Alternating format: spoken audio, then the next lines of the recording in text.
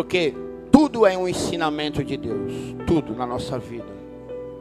As experiências boas eu compreendo como bênção. As experiências difíceis que eu passo, eu compreendo como ensinamento de Deus. Assim é a minha compreensão das coisas. Então dificilmente eu vou gastar o tempo que Deus me deu murmurando, reclamando sobre algo. Pelo contrário, tentando entender e compreender aquilo que Deus quer me ensinar com a situação. A Bíblia vai dizer assim: vós já estáis limpos pela palavra que eu vos tenho transmitido. Permaneça em mim e eu permanecerei em vós. Nenhum ramo pode produzir fruto por si mesmo, se não estiver ligado à videira. Vós, igualmente, não podereis dar frutos por vós mesmos, se não permanecerdes unidos a mim. Eu sou a videira, vós sois o ramo. E aquele que permanece em mim, e eu nele, esse dará muito fruto. Pois sem mim, nada podeis realizar obra alguma. Se alguém não permanecer em mim, será como o ramo que é jogado fora e seco. Então, esses ramos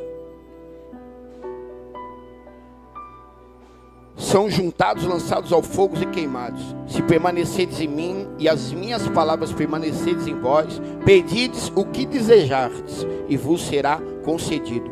O que glorifica meu Pai é que deis frutos em abundância, e assim sereis verdadeiramente os meus discípulos. A Bíblia vai falar que Jesus ele vinha caminhando e ao longe ele avista uma plantação de videira. Mas no meio dessa plantação, o que chama mais atenção de Jesus é uma árvore de figo, uma figueira.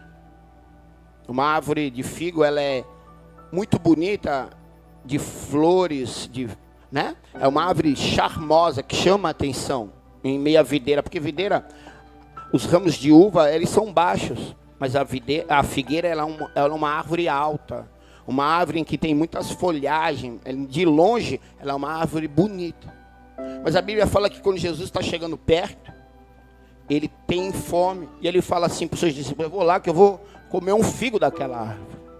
E a Bíblia diz que naquela árvore não havia figo algum. E aí eu entendo sobre isso, sobre dependência de Deus.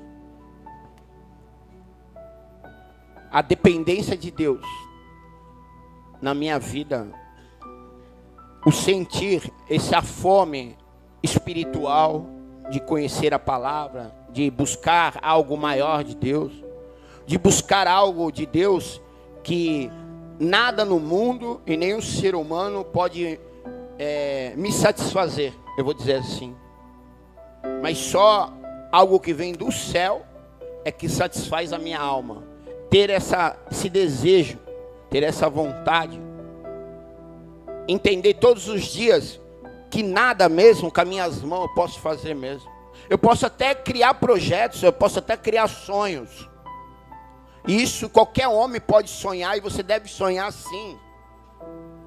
Qualquer homem tem planos, vontades, desejos, mas entendendo como discípulo de Cristo, que os meus sonhos não são os sonhos de Deus, que as minhas vontades não são as vontades de Deus, entendendo que o meu sonho tem que ser o sonho de Deus, ou o sonho de Deus tem que ser assim o meu sonho, entendendo que a vontade de Deus, ela tem que estar no centro da minha vontade, entendendo que eu até tenho vontade, mas nem sempre a minha vontade vai me levar para o centro da vontade de Deus, que por muitas vezes as minhas vontades, elas me enganaram, me levando para lugares sórdidos, lugares que me levaram às minhas maiores decepções, às minhas maiores frustrações, porque era apenas a minha vontade, não tinha a vontade de Deus, o centro da vontade de Deus na minha vontade.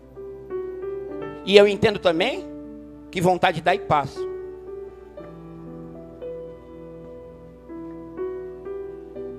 Eu entendo isso. E eu entendo que a dependência de Deus para qualquer ser humano, para você que está me assistindo em casa, para mim que está aqui nesse dia de hoje, mais uma vez voltando aqui no domingo de manhã, pela manhã, no primeiro dia da semana, o primeiro horário da semana, mais uma vez depois de 12 anos, fazendo isso como uma rotina na minha vida, entendendo que eu não somente preciso disso, mas eu quero isso para a minha vida, porque eu entendo também que todos precisam. E eu falo constantemente que nem todo mundo que precisa quer isso. Existe a diferença de precisar e de querer isso. Eu preciso de verdade disso. Eu preciso de verdade de Deus, de sentir, de ter, de querer estar na presença de Deus. Mas eu quero de verdade isso para a minha vida.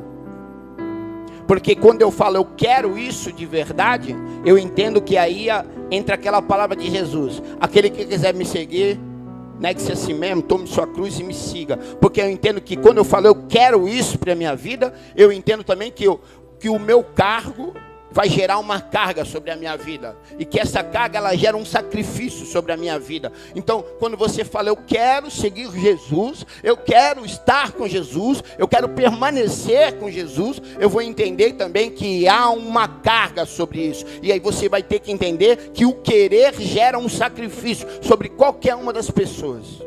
Que a mudança ela não acontece assim, automaticamente eu aperto um botão, um start e mudo de fase, igual um videogame. Não é assim que funciona.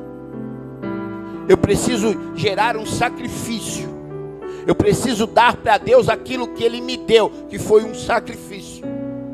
E o sacrifício de cruz, que pagou pelos meus pecados e me tornou esta pessoa que sou hoje. Porque eu não era, eu me tornei. Então houve um sacrifício de cruz, a Bíblia vai falar.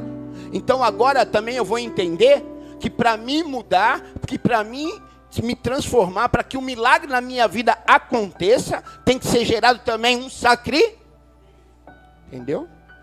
A Bíblia também vai nos dizer que o céu é ganhado à força. Você entendeu? Não é só vindo no culto no domingo de manhã, escutando o pastor falar, escutando a palavra do pregador, os louvores bonitos que mexem com as minhas emoções. Não é somente isso. Eu preciso fazer com que a palavra ela seja viva e eficaz na minha vida. Eu preciso fazer que as palavras elas tornem-se vidas.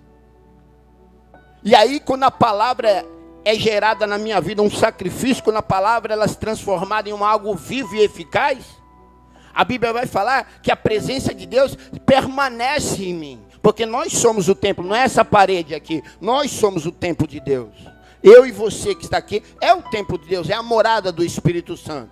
O dunamis de Deus, que é a energia de Deus, que é o Espírito Santo de Deus, ela está viva em cada um de nós. Essa energia, ela está sendo gerada em cada um de nós. Quando eu coloco a palavra como viva e eficaz na minha vida. Quando eu faço a palavra se tornar eficaz e viva. Quando ela se torna viva na minha vida. Quando eu entendo que responsabilidade não tem nada a ver com o que eu acho certo e com o que eu acho errado.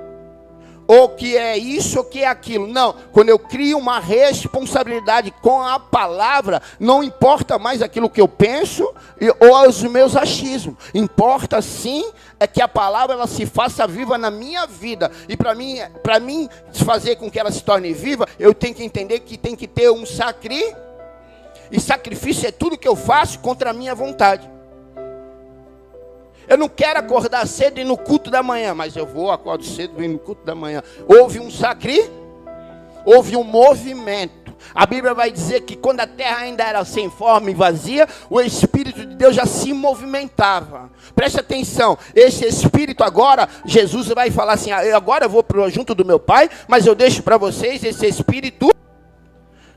Então se esse Espírito é um Espírito de movimento, ele não vai permanecer em mim, se eu não fazer com que a palavra se movimente também através da minha vida. Então é quando eu estou na presença de Deus, aquilo que é sem forma e vazia, através do Espírito Santo que habita em mim, começa a se tornar vivo, começa a ter vida, começa a ter transformação. E aí onde a palavra entra, que aquele que permanece em mim vai dar muito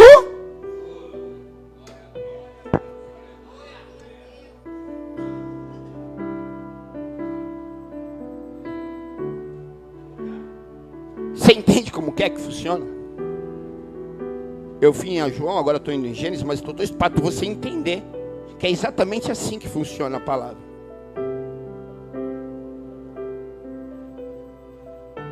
Quando a Valente de Cristo começou, há 12 anos atrás, aqui era um chão de areia, não tinha telhado, não tinha muro. Era uma casinha pequenininha, onde goteirava dentro, onde dormia 23 homens, onde era um portãozinho de elemento vazado de madeira antigo, velho, onde as pessoas viam quem estava dormindo aqui dentro. As pessoas que estavam aqui dentro goteiravam, não tinha essa estrutura que tinha hoje. Nós comíamos miojo que era doado. Mas preste atenção. Dentro de mim havia uma palavra que foi liberada. Dentro de mim havia o Espírito Santo que estava se movimentando. A minha terra era sem forma aí, mas o Espírito... O plano era meu, a vontade era minha, a Valente de Cristo era minha vontade, era meu plano, a vontade de Deus. A minha vontade no centro da vontade de Deus, através do movimento do Espírito Santo, fazendo assim aquilo que é sem forma e vazio, dar muito. Você entende que não é eu? Você entende que tudo na tua vida que vai te acontecer é Deus? Depende da tua atitude. Fala para o teu irmão, tudo depende da tua atitude. Foi fácil para mim? É fácil para mim até hoje? Porque também tem um problema. Fala, tem um problema. Toda vez que eu adquiro uma responsabilidade, a minha responsabilidade dela vai dobrar. Porque depois de uma responsabilidade vem a segunda responsabilidade. E aí quando eu adquiro a segunda responsabilidade, vem a terceira responsabilidade. Aí a Bíblia vai dizer que quanto mais é confiado, quanto mais é confiado, mais é. Justamente por causa disso. E é exatamente isso. Hoje é um culto de domingo, culto da família. Que você venha entender a importância da dependência de Deus. O quanto é importante estar na presença de Deus. O quanto é importante buscar a Deus. O quanto é importante você ler a palavra. O quanto é importante você jejuar. O quanto é importante você subir no monte, orar. O quanto é importante esse relacionamento. Porque ninguém tem estoque de azeite. O azeite acaba. Toda vez que você acender a lamparina, ele vai diminuindo o teu estoque. Ninguém tem estoque de Deus. Eu tenho que estar constantemente buscando. Por isso que a Bíblia vai dizer assim, sejam firmes e... Quantas vezes queremos resolver a nossa vida e os nossos problemas com as nossas forças, com a nossa vontade e com aquilo que achamos de ser certo. Mas toda vez que fazemos isso, geramos frustrações sobre a nossa vida. Porque as nossas vontades nos levaram aos nossos piores pecados. Então, que nós devemos colocar a nossa vontade no centro da vontade de Deus. E que a vontade de Deus, ela é boa, perfeita e... Então que a vontade de Deus ela seja rainha ou rei dentro do meu palácio. Ela que governe a minha vida, ela que governe a minha família, ela que governe os meus planos, ela que governe os meus sonhos, ela que governe os meus achismos, ela que governe tudo que eu sou, tudo que eu tenho. Porque tudo que eu sou, tudo que eu tenho, louve ao Senhor.